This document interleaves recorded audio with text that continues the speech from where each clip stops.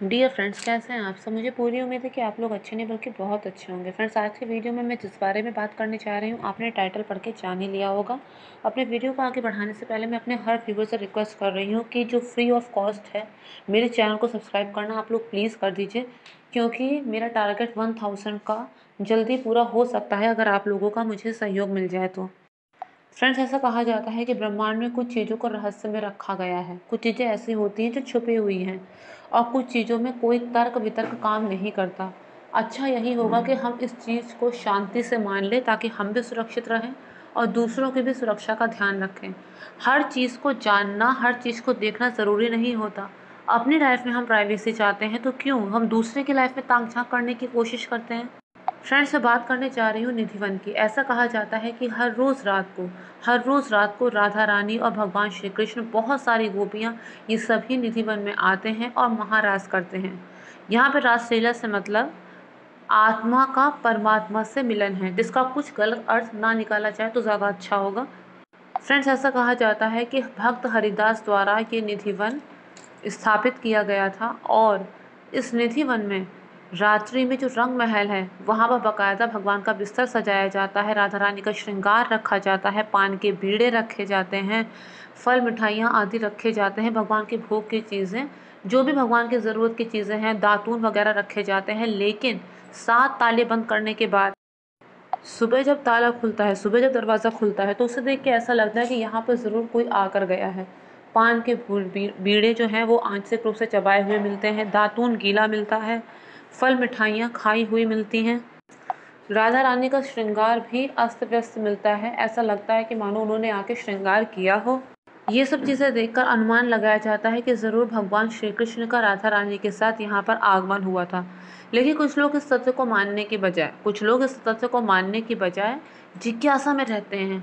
हमें भी देखना है, हमें भी जानना है। कैसे? जो चीज़ हमने अपनी आंखों से देखी वो हम मानेंगे नहीं। इसी का एक उदाहरण है, बंगाल में एक व्यक्ति था, वो अपने गुरु का शिष्य था। उस व्यक्ति की बड़ी इच्छा थी भागवत सुनने के बाद कि वो एक बार भगवान श्री कृष्ण के दर्शन कर ले। बहुत ललायता वो भगवान श्री कृष्ण को एक नज़र देखने के लिए वो वृंदावन आया, निधिवन में। वहाँ उसने बांके बिहारी के दर्शन किए। उसके बाद उसकी इच्छा ये थी कि वो निधिवन में रात्रि में रुक जाए। कहते हैं कि कुछ भी होने वाला होता है तो भगवान हमें संकेत ज़रूर करते हैं। हम पे कोई भी विपदा आती है तो भगवान हमें संकेत जरूर करते हैं। हम उस इशारे को माने ना माने वो और बात है। हुआ क्या कि पहले दिन जब ये मंदिर में उसने छुपने का प्रयास किया तो पंडितों ने वहाँ पे जो थे मंदिर के, उन्होंने इसे देख लिया और इसको वहाँ से हटा दिया कि नहीं, रात्रि के समय यहाँ कोई नहीं रुकेगा, जाओ। तुम देख रहे हो कि यहाँ पे जो जीव जंतु हैं वो शाम होते ही यहाँ से चले जाते हैं, हमने तो उनको नहीं हटाया। वो तब जब इस बात को मान रहे हैं तो तुम बुद्धिमान व्यक्ति होकर इस चीज़ को क्यों नहीं मान रहे हो। उसके बाद दूसरे दिन भी उसने यही प्रयास किया, तीसरे दिन भी उसने यही प्रयास किया। लगातार 3 दिन तक वो प्रयास करता रहा और बाबा पंडित उसे ढूंढते और वहाँ से हटा देते। लेकिन उसके बावजूद उसने इसे भगवान का संकेत नहीं माना। उसने कुछ भी नहीं सोचा और वो एक कोना उसने ऐसा ढूंढ लिया जहाँ लोगों की नज़र नहीं पड़ी और रात्रि में वहाँ पर वो छुप कर बैठा रहा। रात्रि हुई, उसके बाद पूरी रात उस निधि वन में रहने के बाद सुबह के समय जब ताला खोला गया और मंदिर के अंदर उसको पाया तो ऐसा लगा कि वो बेसुध सा पड़ा हुआ है, उसके मुंह से झाग निकल रहा है। लोगों ने उसे होश में लाने की बहुत कोशिश की पर उसके शरीर में किसी भी तरह की कोई हरकत नहीं हुई। लोगों ने कुछ प्रसाद जो मंदिर का था, मिठाई उसकी तरफ करने की कोशिश की कि वो खा ले, पर उसने कुछ नहीं खाया।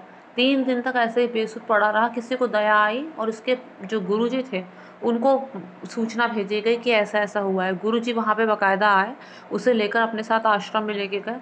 वहाँ पर भी आश्रम में वो ऐसा ही रहा, ना उसने कुछ खाया ना उसने कुछ पिया, बस बेसुध पड़ा रहता। फिर उसने इशारे से कागज़ कलम मांगा और उसने कुछ कागज़ में कुछ लिखना शुरू किया। पूजन के लिए सुबह के पूजन के लिए गुरुजी नहाने के लिए चले गए। तभी जब वो लौट कर आया तो उन्होंने देखा कि उसने दीवार से लगकर अपने प्राण त्याग दिए हैं। उसमें उसके द्वारा लिखे गए खत जो कि बंगला भाषा में लिखा हुआ था, जब गुरुदेव ने पढ़ा तो उन्होंने देखा कि उसमें ये लिखा हुआ है कि मैंने रात्रि में भगवान श्री कृष्ण और राधा रानी के दर्शन किए हैं। मेरे जीवन का लक्ष्य पूरा हो गया है। फिर भला अब मैं जीकर क्या करूँगा। भगवान को देखने के बाद अब मेरे अंदर जीने की इच्छा बची ही नहीं है। मैं नहीं जीना चाहता। भगवान का सौंदर्य अलौकिक है। दुनिया वालों का सौंदर्य भगवान के सौंदर्य के आगे कुछ भी नहीं है।